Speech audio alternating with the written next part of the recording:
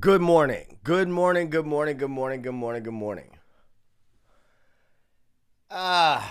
Just got off a 4 mile walk and I'm about to piss some people off. I don't normally do that. My intention is not to do that, but I am. And I have a platform. I'm going to use the platform. Music is important to me. And, um, you know, those of you who watch my content, um, that I always come with the best intentions. Also, only hit dogs holler. So, um, you know, my mama used to say to me back in the day, "Don't get bitter, get better." So, my intention of saying what I want to say, what I have to say, is with that in mind to help somebody. I am not a person that brags on anything that I've done. I've been fortunate to have played a lot of bass in my life. I've played with a lot of bands, and I'm talking big name bands, no name bands, mostly no name bands, and that's fine.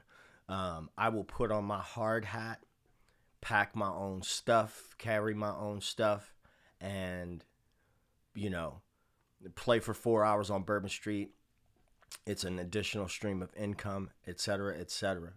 I've traveled the world playing the electric bass guitar, something that I dreamed about doing when I was a kid, 13 years old. And MTV was the hot thing, and I was like, man, this is what I want to do. And in that time, I had friends who also wanted to do that. And hooligan, what's happening? And so uh, as time went on and I moved out to the West Coast, I remember my auntie one time asking me in the 90s, she says, what can you do in California that you can't do in New Orleans? And I found myself opening up for the Dave Matthews Band at this arena and looking out at a sea of people. And I remembered that conversation and I thought, this is what I can do. This is what these moves led me to, right? This is my dream. But in between that, there's a whole lot of gut bucket gigs, where, I might play some corny songs or whatever.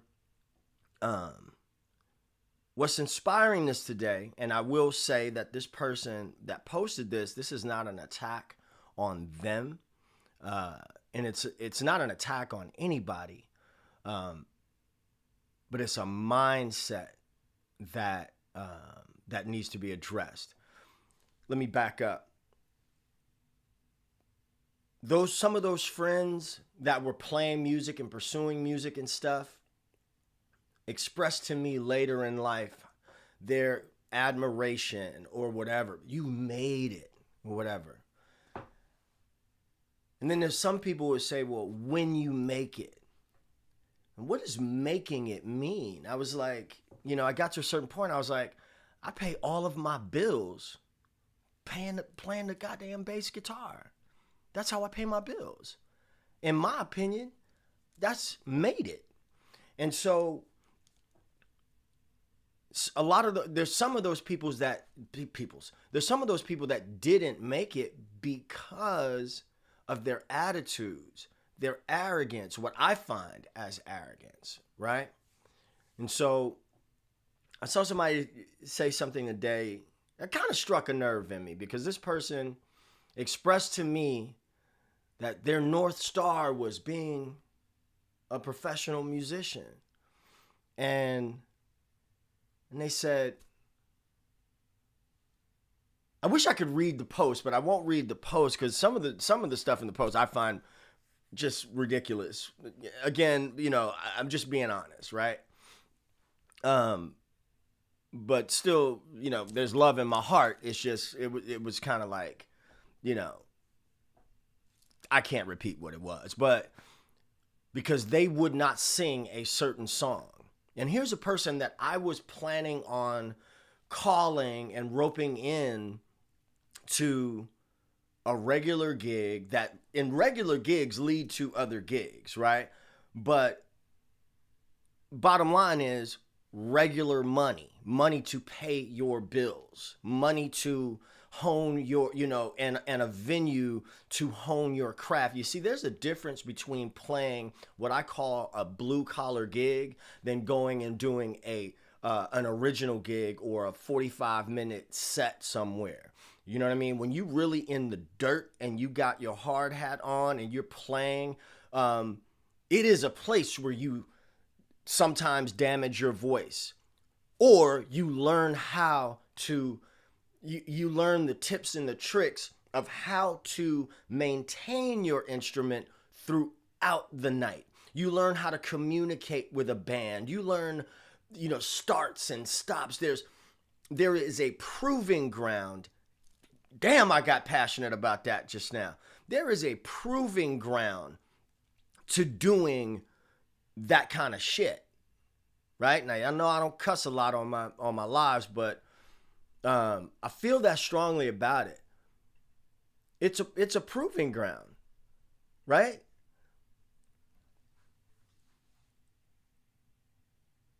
But if you tell me I would rather do X, Y, and Z, I would rather blah, blah, blah, than learn that song, which happens to be a staple in any working band in the country, right? It's one of those songs where if somebody calls it, you just need to go into it, right? I don't particularly love the song Sweet Caroline. I don't. I don't particularly love the song Sweet Home Alabama. What other songs do I not like playing? I don't like playing Brown Eyed Girl, right? It's one of the corniest songs I've ever heard in my life, right? But it's also a hit. And what else do I know about that? Songs like Brown Eyed Girl, Sweet Caroline. Don't nobody get offended, but I'm going to just say, nah, I'm not going to say that. I'm not going to say that. But I know that is the song of a certain demographic of people, and they like to hear that song, and they tend to tip, right? They tend to tip well. I'm not saying that other people don't tip. I'm not saying that. What I'm saying is I'm working. And if somebody calls a song, right, I got to play the song whether I like the song or not. Period. If I kind of halfway know the song, I'm going to give it my best effort to play that song. I know a ton of doggone songs, and that comes from playing. I've played more weddings than I can count, right? I've played more corporates and casuals than I could count, right? And I've gotten called for those gigs because they're like, he's going to know a lot of songs. He's going to be able to, play or whatever. He's going to be at least able to hold it down, right? But miss me with this, I ain't going to play whoop-de-whoop-de-whoop. There's a homie that I know that... Give it my best effort. Whoop-de-whoop-de-whoop. There's a homie... Look, there's a delay on the thing. And I don't know why I'm hearing myself right now because I wanted to check and see if this was rolling on Facebook. But there's a homie that I know and love. He said he'll never play Sweet Home Alabama. Hell, I'll play the song. I'll sing the motherfucker. Right? Why? Because I'm there to do a job. Right? Don't Stop Believing is... Don't Stop Believing is one of my favorite songs to play. Is it because I like the song? No. I like playing Don't Stop Believing, especially at weddings, because everybody's drunk and happy. It's a good atmosphere. And it's usually the last song of the night. I'm going home, right? When I was in college, and some people don't know this, some people do, your regular followers or whatever, I'm what they call a educated musician, whatever the hell that means. It means I went to school for music. I have a degree in music. And my degree is not, my focus in college was not what you might think it was. My focus was classical, upright bass. So understand, for 5 years, maybe 6 years in the Bay Area, I was the only African American bass player in the theater scene, right? And let me see how I'm gonna frame that. Not that other guys couldn't play, and not that other guys couldn't run circles around me, but I could read and things like that, right? And what I learned from music is that all music is one music. All music is one, right? I've played musicals where I'm like, oh my God, if I have to play this song again. But the types of music that I've been able to play and the types of people that I've been able to connect with, the types of experiences that I've had to have, that I've been able to have come from being malleable, and not, when R. Kelly got, rightfully charged and convicted of his crimes, how many bands do you know? How many bands do you think stopped playing Step in the Name of Love? I'll wait. Where I was working, none. I don't know one band that stopped playing. Okay, maybe they cooled out for a couple of weeks or something like that, but not very many. Not very many. And when Step in the Name of Love was called, I played the song. Not because I'm a R. Kelly supporter, not because of anything. But when I'm working, right? First of all, I'm not curing cancer with what I do. I'm playing bass. So that's what I do, right? And also, if I've been hired by a person and this is what I do to earn my living, pay bills, pay property taxes, pay, phone bill and all those things, right? I'm not standing on my morals. My morals have nothing to do with it, right? Have nothing to do with it. I mean, there's a bigger argument about, the art and the man and all that stuff. But the bottom line is, pick your battles. Pick your battles. But I know, and what I would advise people to not do is don't say what you ain't gonna do. Don't post it out there like what you not gonna do, right? I've told this story before and I'm gonna tell it again. I remember meeting a young guitar player in Oakland. I used to play a once a month great gig called The Shed. Javon Watkins used to do this thing in Oakland, and it was fantastic, man, at level 13 downtown Oakland. And shortly after Prince passed away, we were having B. Slade come out and do a Prince tribute, right, this night. And so he's coming from LA. He comes, and we're gonna rehearse like that night. The gig is the following night. Flights, there's a delay and all that stuff. He gets there late, so we got a lot of time to kind of shed. And this is where I met a guy who became a really good friend of mine. And the guitar player, young guitar player, obviously, there was some work needed to be done, but he was obviously good. He was talented, and he came from that church world. So, one of the gripes that I have about the church world is that people will big you up and they will blow your head up, and it's like you all, you chopped out and all this and stuff. And so in that little microcosm, you are the shit, right? And so this kid had all of that arrogance. It was obvious he hadn't shed none of the songs. He didn't know any of them. And what was worse than that, he didn't know the songs and he had a horrible attitude about it. And so we were we had to do something, right? Everybody's looking at each other like, we can't use this dude tomorrow.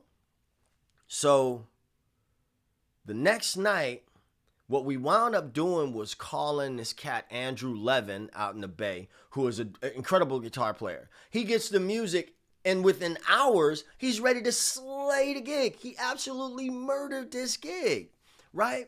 And so the young dude is talking to the keyboard player, who's my homie, and my homie is a really mellow kind of dude. He's a Scorpio like me, but he's super, super duper mellow, right? He holds his cards very, very close to the vest. But I saw him lose his cool, not lose his cool, but he got frustrated and he told that kid, he said, you lost 100 connections tonight. And in his young arrogance was like, I don't care about 100 connect, it was ridiculous, right?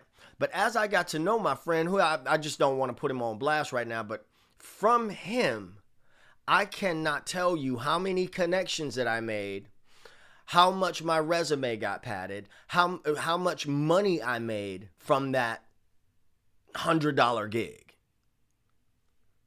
right? This kid's name came up. They were looking for a guitar player for a tour. We're talking 5 years later. 5 years later. 5 years later, they start going down the list of names for guitar players. And the boy's name came up. Guess who did not get called for this amazing opportunity? Exactly. I'll give you another example.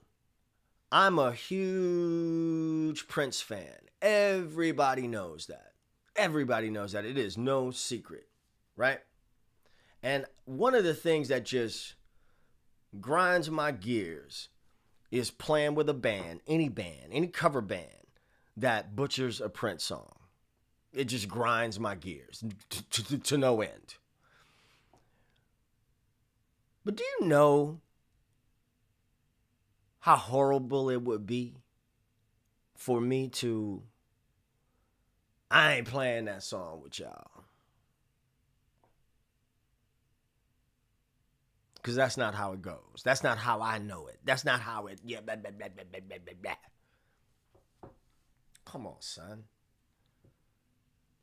And I'm just trying to, what I'm kind of like putting out there is, if you have it in your mind that you want to make a living as a musician, a living, I'm not talking about, lanyard. I'm not talking about pocket money, right? I'm talking about paying bills. If you want to do that, like the old folks say, humble thyself. You feel me? God, I sound like one of you bass players is gonna know exactly who I sound like, and I'm sorry, I don't want to sound like that, but even that old crotchety, sometimes he have good points, and we're losing that, man. I'm seeing the younger cats that I see that are really playing and really working, and that's all they do. The cats that I see who are touring and all that stuff, those guys have found mentorship, real mentorship, right? There's an apprentice process, right, that I know that those guys have gone through. They have done the hole in the wall crap gigs, right? They've done that. We don't do the songs that we like, and that's it. Because nobody likes all songs. Nobody likes all songs. You know what I mean? I wish I could bring somebody else in on this live. I think maybe I want to set up something where I could have like one-on-one conversations. I got to pay the extra money for Ecamm Live to be able to bring another person in, but maybe I'll do a Zoom or something like that, because a lot of different things are coming to mind. I'll give you an example. I spent, I was a music educator for a decade. Damn, man, wow. Whoever thought that would happen? But a lot of pedagogically sound material, for instance, for kids, has some shady past. There's a song called Jump Jim Joe. And I was taught this song when I was going through training. I was working for this outfit called Music for Minors out in San Jose. And jump, jump, jump, Jim Joe. Shake your head, nod your head, pat your toe around. Is that the song I'm thinking about? Oh, yeah, that's the song. And then one day, I was watching, and it's a pedagogically sound piece of music. I mean, it is a song that you can teach, that you can use to teach general music, right? And it's been in this lexicon of K2, K5, music education for a long time. But then one day I'm watching the movie Glory with Denzel Washington. I think this is the song I'm talking about. And the Confederate soldiers were marching and they were singing Jump Jim Crow. And I was like, oh, well, this is problematic, right? But it's also a song that I have in my lesson plans for the next month,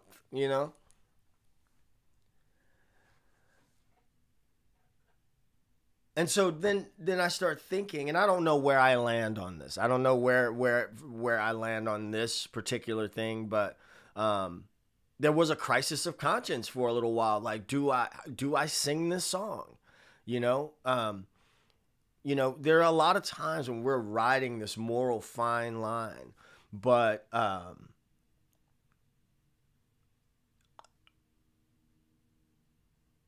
if anybody ever told me on a bandstand that they were not going to play a song or sing a song because they didn't like it, because you don't like it, shit. You can go. You can go home. You can go home. You can, I will pay you accordingly for the evening.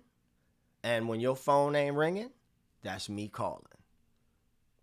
That's what I got from Fred Ross. Fred Ross, the boss out in the Bay Area. Shout out to you. If you know Fred Ross, tell him I shouted him out. We call him C-Note because the boy always got $100 in his pocket. But you feel me? That's just what it is, man. There's a difference between being a professional and a wannabe or an amateur. It just is. And I know a lot of cats right now who I love dearly, who will never want to hear it. But they didn't quote unquote make it, not because they were not talented. It's because they thought more highly of themselves, and I think maybe they should. And that's something that I too have been guilty of. Times when I could remember in the late 90s when I was like, I ain't playing no cover band. I only wanted to play the songs that I wanted to play. Only the songs that I wanted to know.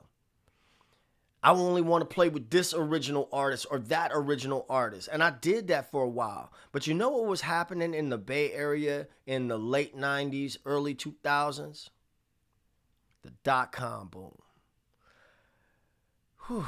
And people had a lot of disposable income. There were a lot of corporate parties. There were a lot of weddings. And I know folks that bought houses and cars off of playing their instruments. And I missed a lot of that boat only because of my own arrogance. Okay, well, there was a dot-com boom and there was a dot-com bust. Okay, fine. But what do you think happened to those groups of musicians that built relationships and formed bonds in those late night gigs and all that stuff? When tours happened and this and that, I know at least one person from that scene who was doing all that spent 5 years with Stevie Wonder and then another 3 or 4 with Beyonce.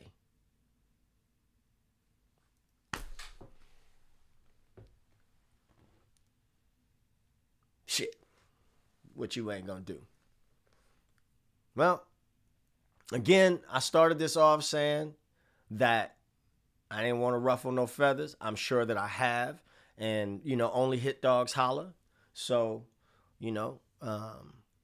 but what I hope, look me in my eyes. I haven't even shaved. I done got on live. I ain't even shaved yet. I ain't did my morning workout or nothing. But I was convicted. Pontificating on live on this MLK Day.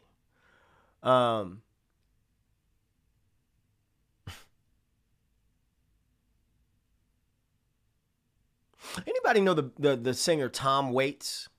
I didn't even know Tom Waits. I knew him as an actor. This is random. I don't even know how this ties into the story, but I'm just thinking about getting a phone call one day as I was unloading for a gig. And somebody had given my number to his manager. And somebody had given my number to his manager, and she called me, and she was like, Tom Waits is looking for a bass player. And I was like, Fred Ross. Fred Ross came in. Oh, my guy, Fred Ross, the boss, baby. Fred Ross, I'm telling you right now, that's one of the OGs in the Bay Area. That's one of the oldest singing, man. I just got excited. Because when I'm around a guy like Fred Ross, I see a cat that has a lesson to teach. He been doing it, baby. He been doing it. I look at young drummers sometimes, and I played this weekend with Rodney Rollins. If you in New Orleans, you know Rodney Rollins, and you know Barry Thomas. And I love both of them dudes. I love them. I respect them. I respect them like the Barry, when Barry walk in the room, it's like, Barry gets on my nerves sometimes and he know it, but I love Barry and I respect Barry, but I give him the respect of like a mob boss, man. Hey, when you walk in, we gonna offer you to sit in, right? Why? Because when I was a kid, and those of y'all who think that I'm from California, I grew up right on St. Anne Street. I grew up on St. Anne Street, and I didn't have no car. So what do you think that all my entertainment and all my stuff happened? Oh, I would walk from my house down to Bourbon Street. There was no Frenchman Street. It was Bourbon Street. So cats like Barry, when I was a kid, they were out there doing it, right? And when I listen to them play, I hear, we were playing Shake Your Body Down, a song that I don't like. It's one of the most boring songs to me, right? And the bass line is so repetitive. It's boring. Not only is it boring, it is particularly taxing on my fingers for some reason. So I'll do anyway, that's a bass thing. But when I listen to guys that don't know that blue collar music, they play it a different way. When I listen to Rodney and Barry play it, and I was explaining this to the guys, I said, when those guys came up, those guys were coming up when that song would have been like the Uptown Funk of its day. I don't particularly like playing Uptown Funk. I think it's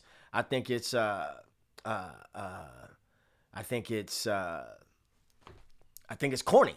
You know what I mean? I think it's corny, watered down funk. It was hot when it first came out, but now, you know what I'm saying? But it's a song. You feel me? It's a song. You got to know it. It's a song. So anyway, I hear, guys who are not less from, they playing all they thing. But when those guys play it, they play the parts. they hitting the time and shit. You know what I mean? They playing the parts because that would have been a contemporary song when they were coming up, right? So, yeah, man. I'm just saying, man. I'm just saying. If you a young musician, and when I say young, if you younger than me, and you come with that bullshit, I'm calling you out on it. I'm calling you out on it because if you don't call me for a gig, it's not going to hurt my bottom line. It's not going to hurt my pockets.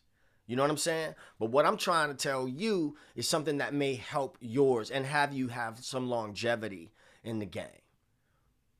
You can't just be saying, I ain't going to do this. I ain't going to sing this song. I ain't going to sing that song. That's crazy. Brother say, I ain't gonna play Sweet Home Alabama. Shit, big wheels keep on turning. I sing that, man. I don't care. I'm gonna get my money at the end of the night. And am I a hoe? No, I'm a businessman.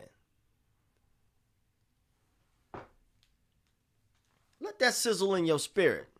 I ain't never got this irritated on no live before. Talking to you like you sitting here at my house. That's crazy. And also, the game is chess, it ain't checkers. Let me say that again. The game is chess, it ain't checkers. What does that mean? The gig that I'm on right now, that ain't the move. That's just where I'm at right now. But I got to get past this to get to the next thing. You follow what I'm saying? Benjamin Reyes, another keyboard player jumping in. Y'all folks out here in the Bay Area, man, y'all is up early today. Man, I'm seeing Benjamin Reyes on here. I'm seeing, who else I'm seeing on here? Fred Ross. Bro, I know it ain't but, 7 o'clock in the morning, 6 o'clock in the morning where y'all at.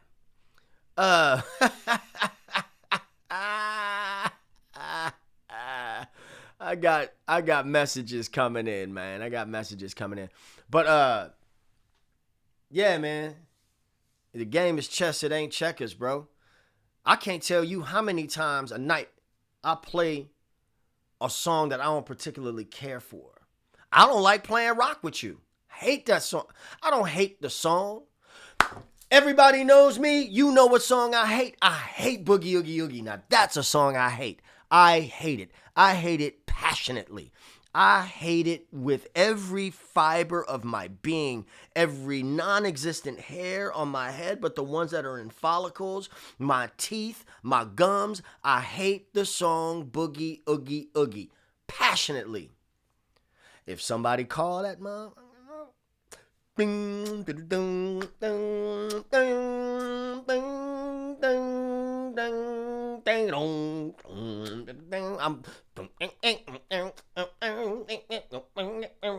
I'm playing it. The end. I'm playing it. As much as I like the person who spawned this live, this early morning live on this fine MLK day, as much as I like the person that made this post, I think they're a cool person. You know what I mean? A beautiful spirit, good carefree energy and all that. No shade whatsoever. You can take what I'm saying as an attack. It is not. And the message just isn't for you. It is for other people as well. You know what I mean? But I know, based on a conversation that we had earlier, right? Where I'm about to put down this $600 a week, easy money in your pocket. But now you just told me, I ain't doing that. I ain't singing that song. I'll learn any other song but that one. Nah. You want to learn the songs that I'm paying you to learn. That's it. Somebody asked what's wrong with Boogie Oogie Oogie. Uh, I love you. I love you, friend. It was directed towards you. I said only hit dogs holler. Now look, it's all love. It is all love. Real talk. It is all love. But I hope you take what I'm saying. I hope you take. All right, Fred Ross, the boss. Love you, man, and miss you like crazy, bruh. Miss you like crazy. Hooligan on YouTube says, "What's wrong with Boogie Oogie Oogie?" It's corny. That shit is corny. Get down, boogie. That shit is corny. That's corny. Hate that song. I hate that song, and then when the part that comes, listen to my bass, oh God, oh dear Lord, people be wanting you to do like this 15-minute slap bass shenanigans, and some people get off on it. Some people like that, and some, me, I'm not that guy, right? I'm not really a soloist kind of guy. I will or I have to, you know what I mean? But that's not really like my main bag. I just think it's a corny song, and I don't think it should be a staple in anybody's band. I think that I used to play with a very, very fantastic singer, won't call any names, fantastic singer. And I just said, hey man, Boogie Oogie Oogie should not be a staple of your repertoire, right?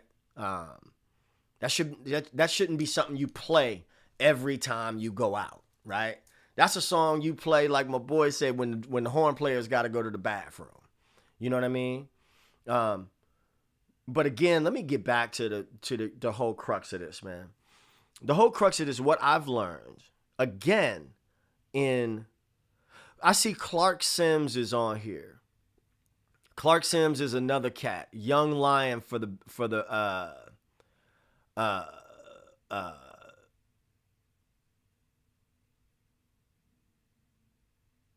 Okay. Hold on. It's about to get deep, y'all. It's about to get deep. But before, I want to holler at Clark Sims. Clark Sims is another young lion. I mean, and sometimes I think that Clark will look at me with some admiration, and I'm like, because I remember him when he was younger, right? And he'd be coming to things, and I could see him taking notes. He wouldn't just do it with me. He did it with Uriah. He did it with DOA. He did it with all the cats. Elijah Baker. Every time he got an opportunity to play or to watch musicians, he did. And Clark Sims is one of the... Clark is 3 million times funkier as a bass player than I ever was at his age. Ever. Now, look, fam, now you done put yourself on blast. To sing a song is to make love to it. It's in your body. That's why there are certain songs I won't sing. It's a spiritual thing. We can agree to disagree. We absolutely can. We absolutely can agree to disagree. And I would agree to never hire you, right? And that, and I'm not saying that to be a dick. I'm saying that I can't hire you. Right? I can't because I don't know, like, the people that I hire. I need people who are going to work. I need people who are going to do the job. I don't need moral high grounds and this and that. I need you to sing songs, right? We need to get through the night, and we need to get this money. You know what I'm saying? We need to get this goddamn money. It's like that line in Treme, in the show Treme. Believe it or not, I've only seen one episode of Treme because I grew up in Treme, and just the times when it came out, I was like, I don't want to watch that shit. But anyway, when he say, let's play for that money, let's play for that motherfucking money. That's what we doing. There's music that you play. You know what? Do you know, friends? Look me in the eyes. I'm going to just brag on myself. I have a fantastic record. My record is fantastic. It is not fantastic because of me. It isn't. It is fantastic because of all of the musicians that played on that record. All of the musicians that did not donate, that were paid for. Well, they might as well, because I got homie rates, right? But it is fantastic because of the talents that those people brought to the table. And guess where I met those people? Guess where I built those relationships? Corporate gigs, weddings, bar rooms, studio projects for original artists, fooling around just like, here's this idea, whatever, right? And so I do agree that I absolutely 100% agree that music is spiritual, and there are things that, but what I think that we miss, a lot of people miss, is that there is a difference between what you do in an original setting or in a, it depends on the venue. Everything depends on what's going on, right? That's a problem I find with the world in general. If I'm to be honest, is everything is so goddamn extreme, either on this side or that side. Everything is so extreme, and there's so many nuances to everything. There's so many nuances to everything.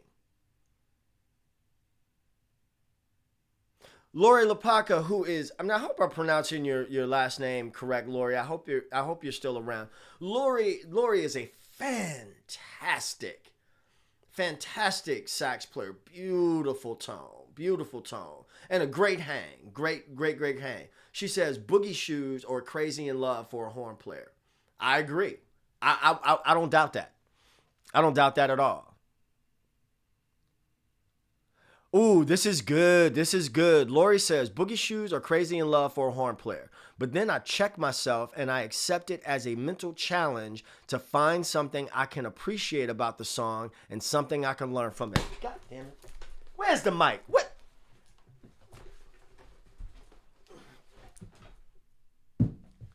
Huh? Come on, son. Ha! I'm on one a day, and it ain't even noon. I'm not deleting this live either.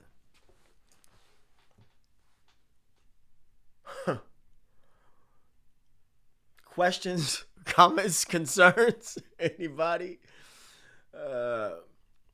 Anyone? Questions, comments, or concerns? If you got a problem if anybody got a problem with anything that I said, that's fine. That's fine.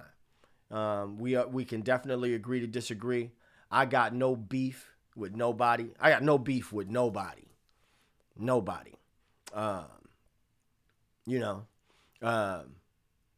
And while I'm at it, I'm going to just broach the subject right now. Just recently, I walked off a gig. I've never done that before in my life. But I can accept challenges or whatever. But what's not going to happen is you're not going to disrespect me. Excuse me. You're not just going to blatantly disrespect me. If I was asked to do something, if I was asked to learn a number of songs, I learned them. I charted them out, all that stuff. But then since the person and other members of their band was getting drunk and getting high, and you want to get on the mic talking shit and calling all kinds of stuff, and then when you call a tune and I say, hey, look, you ain't never sent me on this list. I probably know it. I might know it. You know what I'm saying? Let's see. Because I ain't scared of no songs. I'm not scared of no songs. Now, if you call Spain, I might be like, nah, don't do that. That Spain is one of them tunes. It's like, if you ain't playing it every day, that shit get rusty. I did a whole tutorial on that, which was good. But I'm like, I'll never play the song again, and it won't be under my fingers. But anyway, so I just, it was multiple times I was getting disrespected on the mic. And I'm like, whoa.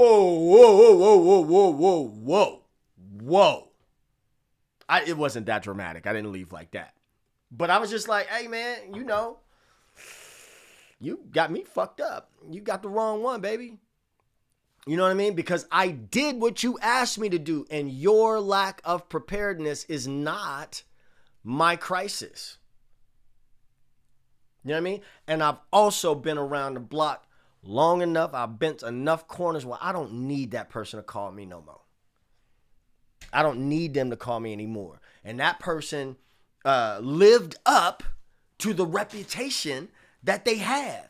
I'm not the first person to walk out on that gig. So if you've had multiple people walk out on your gig or multiple people say, I refuse to play with you, maybe you the problem.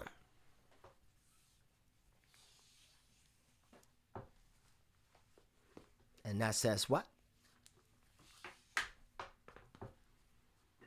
I love y'all, man.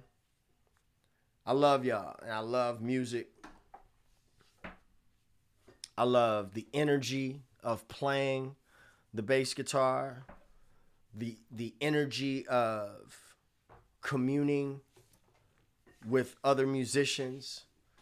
I love those improvisational moments where a song could just kind of go somewhere where you didn't expect it to.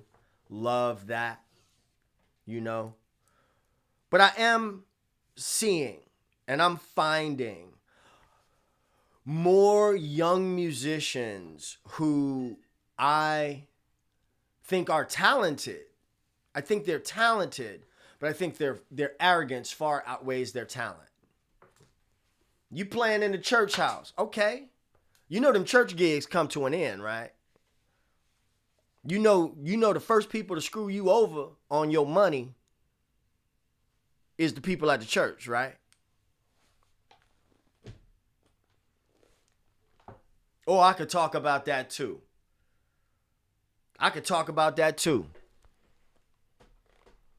We had this debate about CCM versus gospel music.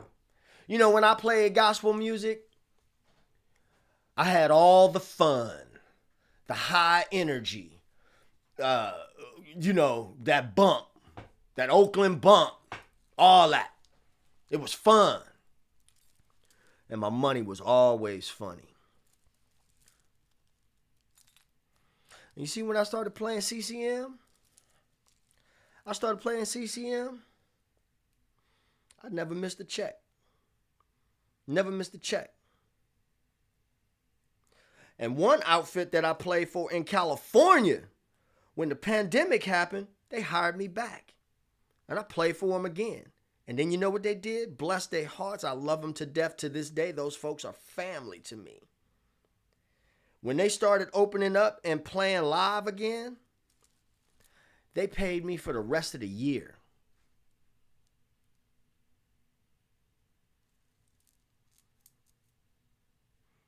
You think CCM music is fun? It wasn't there for fun. First of all, the music in that house is to worship God. So it's not about whether I have fun or not, or whether congregants have fun. That's the problem with gospel music, in my opinion, is it's entertainment. It's entertainment. When I was coming up, you couldn't play in the church if you weren't a member of the church and if you weren't a Christian. Now listen, that's a whole nother story for a whole nother time, but that's how it was when I was coming up. I know that it is entertainment now. Period. If it wasn't, then there wouldn't be a debate about CCM versus gospel music, but I digress. I was talking about before. This is the age. Young musicians and the arrogance. I met a young drummer recently. Again, and I don't give a shit if he's watching or if he sees this or whatever, because what you need to hear is what I'm saying, not what you feel. Not what you feel. Hear what I'm saying. I like this guy. He seems to be a very nice guy. He seems to be a guy that you could stand around and talk to and all that, right?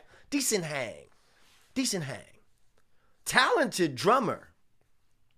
Undisciplined drummer. right? It's my auntie calling me, so I got to get off soon. She might need me. Played 4 nights in a row. Oh, God, it was the most horrid experience. I mean, it was horrible. Didn't know how to start and stop songs. Tempos just dragging. Oh, shit. Every piece of the goddamn drum kit he want to hit. I said, oh, my God. I just need the snare and the hi-hat and the kick drum. That's it. That's what keep people on the dance floor, man. You know what I mean? You'll get your time to do your gospel chops. And so the brother was asking for advice. And he talking to the keyboard player, the guitar player. My first advice would be, you need to be talking to the bass player. Sir, we are part of the rhythm section. Bass and drums is the most important thing in this outfit. If the drums and bass is right, then we can work with everything else. It's cake and icing. Ajay Jackson, Oak Line, I heard him say this one day back in the early 2000s, and I've always adopted it. If you had cake and icing to live on, if all you had to do was eat cake, you would be somewhat sustained. If you ate nothing but icing, you would be sick. Right? Every house needs to be built on a good foundation. You need to be talking to the bass player. That's my first advice. But towards the end of the gig, the end of this excruciating 4 nights that ran off 2 singers. One singer was just like, I ain't never coming back. Great singer, too. Great singer. I was sorry to continue on your personal ain't nobody talking to you, Siri. Great singer that I was sorry to lose. But I knew it was largely in part of what was happening in the rhythm section. And so I said to my man towards the end of the night, I said, hey man, maybe you shouldn't smoke weed before the gig. This man want to damn near fight me. I am 52 years old.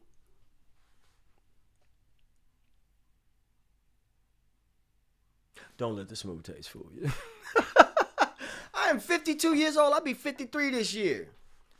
I've been playing the bass since I was 13 years old. I've been doing this shit professionally for 25 years. If I tell you maybe you shouldn't smoke weed before the gig, maybe you should not smoke weed before the gig. Why? Because you can't remember nothing, you dragging shit and all this. That's why. That's why. But you want to get in your feelings with me? Because I simply said you asked for advice and that is the advice I give you. And that's what you want to be mad about? Come on.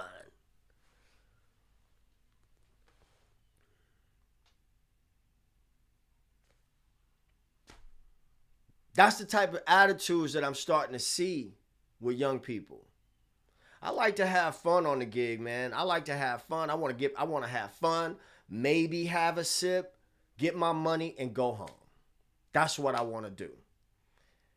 We call that easy money. As the old saying goes, don't make easy money hard. Don't make easy money hard. Pre-pandemic, when BB King's was open, I moved back to New Orleans in 2019. But I did all of the things that I would suggest a person do when they hold on, y'all. I got to talk to my auntie real quick. What's up, auntie? Well, you gave me a scare. I didn't hear from you. Are you working? Oh no, I'm in a meeting right now. Okay, go ahead. Go ahead. All right, love you. I'll talk to you later. Bye. Bye-bye. Don't you say nothing. This is my godmother. Anyway, so Jesus. Okay. I was saying that I did all of the things that I would suggest a person do. Even when I knew I was going to move back to New Orleans to take care of my mom, I would always come back home to visit with my bass, and I would sit in as many places as possible, right? So by the time I got here, people kind of knew who I was, right? Then I started playing with this one act, did a lot of work with them. Then I went to Bourbon Street, uh, did that, and I remember Christmas party. My the school I was teaching at had a Christmas party at BB King's. I went to the Christmas party after my gig on Bourbon. I had already known some of the guys on the Bourbon on the bandstand at BB King's, and so I sat in. You know, they let me sit in. And you know when you sit in, if they ask you to play more than one song, you know you're doing all right, right? That turned into, hey, let me get your number. That turned in, hey, can you play this night or that night or whatever, right? I have played Bourbon Street and then had somebody come to me, this pre-pandemic, right? Like when before the Bourbon Honky Tonk was when it was still what was it called? The Funky Pirate. Remember my boy coming down the street, hey, I know you just got finished playing this funk and R&B gig, but can you come down here and play country for 4 hours? Yes, I can. Yes, I can. Yes, I can. Absolutely. Absolutely. Because I'm a musician. That's what I do. And that, friends, I'm not saying that to brag on myself. I'm saying, I'm saying,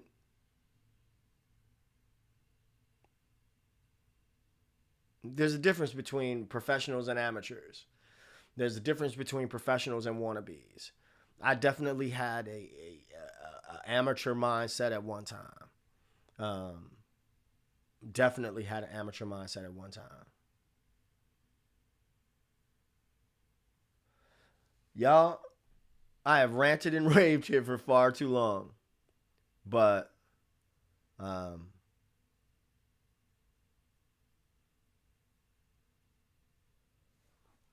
hang on a second. Hold, please. What are you talking about? Welcome to Verizon Wireless. Hold on, y'all.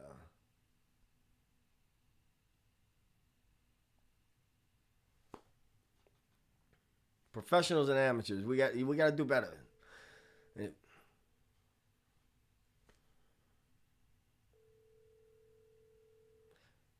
But if we can't, if older musicians, seasoned musicians can't talk to young musicians. OG, what's up? What's that? Huh?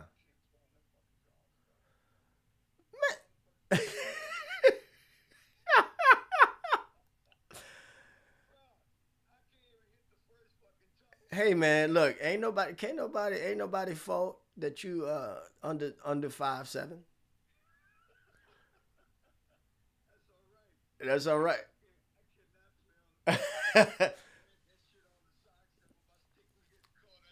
Hey man, I'm gonna tell you something, bro. I can't stay on too long. I'm gonna have to call you back, but I'm telling you, you and Rodney need to put on a clinic. Y'all need to have drum clinics, bro. For real. I mean, it's just a marked difference. That's no shade to the other cats. You know what I'm saying? But the other cats, I said when I came in there and watched y'all the other night, I said if I were a new drummer or guitar player in coming into the city, the things that let's say if I was a new drummer, I would say go find where the guys that are working, go see Barry, go find Terrence, go find Aaron, go, you know what I'm saying? Go even go you I just need you to go and watch what these guys are doing. Kenny Brown, there's only like young guitar players in the city that I know that have the same kind of taste like that. And I'm talking about that old school, anything they play is gonna sound fantastic. You know what I'm saying?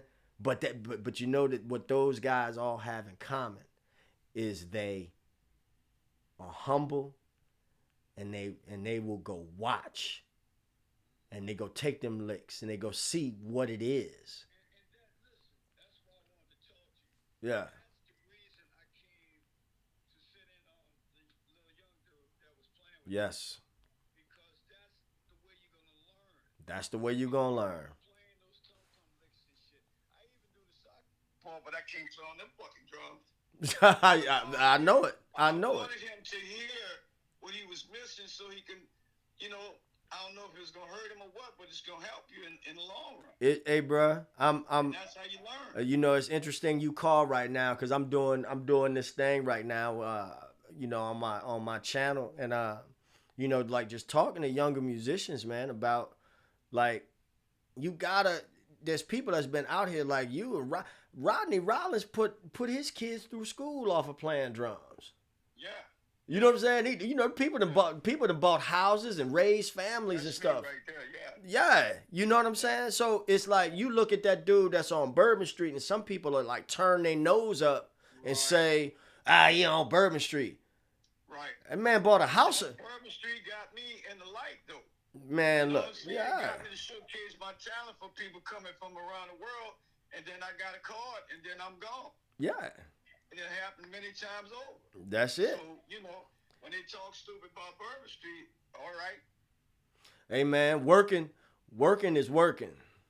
right. Either That's you, right. either And you, when you on the main bloodline, bro, where they gonna walk down the street and hear you, you can't ask for better, bro. yeah, yeah. So, Especially, yeah. especially when it's busy, man, and that's, you know, that's why. Right. That's And why, it's you know, it gotta be can't be really no good. Rudy poop, man. It's like, fuck, we, Right. you know, if we turn around and call a song, man, don't give me that deer in the headlights shit. We working. Come on, Bambi. That's, look, and now look, you know, I love my guys, man. You know, and we, Look, it's gonna be all right. I'm telling you.